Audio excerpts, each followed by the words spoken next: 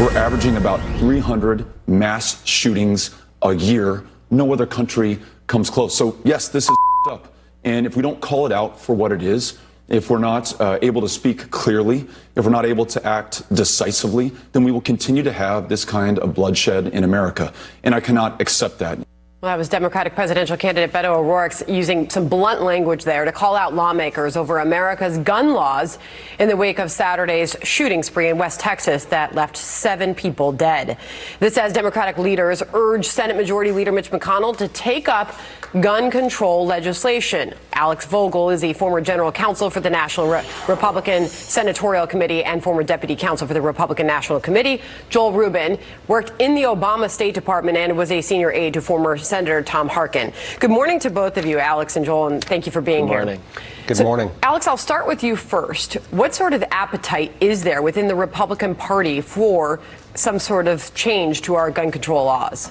Well, both President Trump and Leader McConnell have made clear this is a conversation that's going to come up in the Senate as soon as they come back.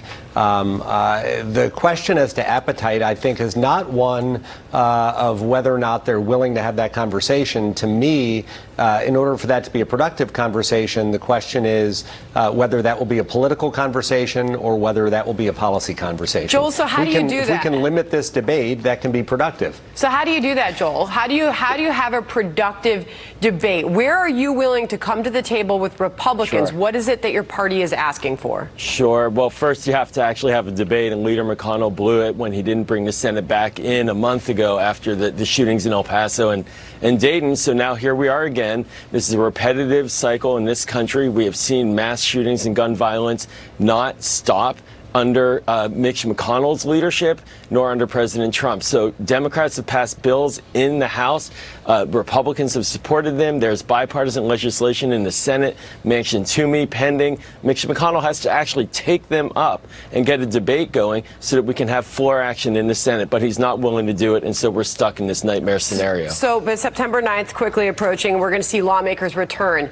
But Alex, to Joel's point, we did hear from Senator Mitch McConnell. He did promise a Senate debate. But then everybody went home to their home districts, and this debate sort of seemed to fade away. Now we have 7 people dead after another shooting. So when lawmakers return, what sort of action do you see taking place? Because here was the latest from President Trump.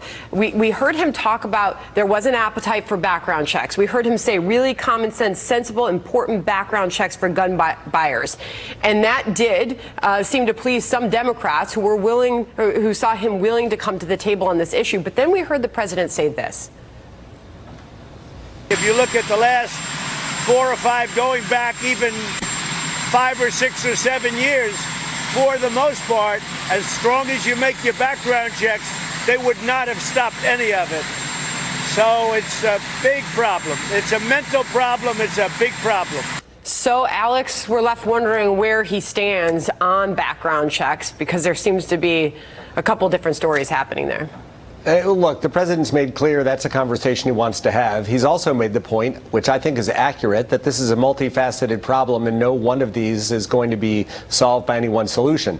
That being said, Leader McConnell has made it clear he's prepared to have that conversation and have that debate. Whether that debate ultimately leads to legislation that changes policy is an open question. Again, I would argue the less political this can be, the more focused around a narrow set of policy ideas and conversations, the more likely that will be to produce an outcome. If this is a bunch of yelling about who's responsible for what a madman does in Texas or elsewhere, it's not going to get anywhere, and that would be unfortunate.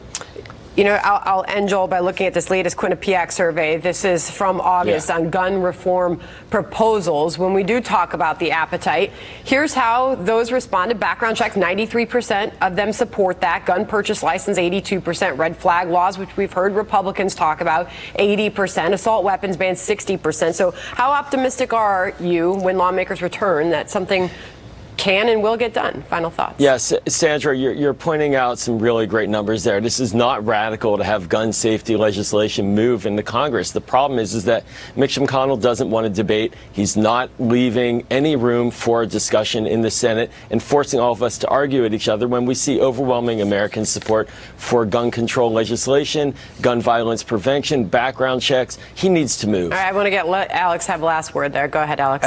Look, Leader McConnell has said they're going to have this debate. I think we should take him at his word, and we'll see how that debate goes. And as long as it's an actual debate about those issues and not Beto talking about taking everyone's gun away, then I think that can be productive. Well, this is just a slice of the debate that is happening across the country. We'll see where it goes when lawmakers return. Thank you to both of you for coming on the program this morning. Appreciate it. Thanks. Thank you.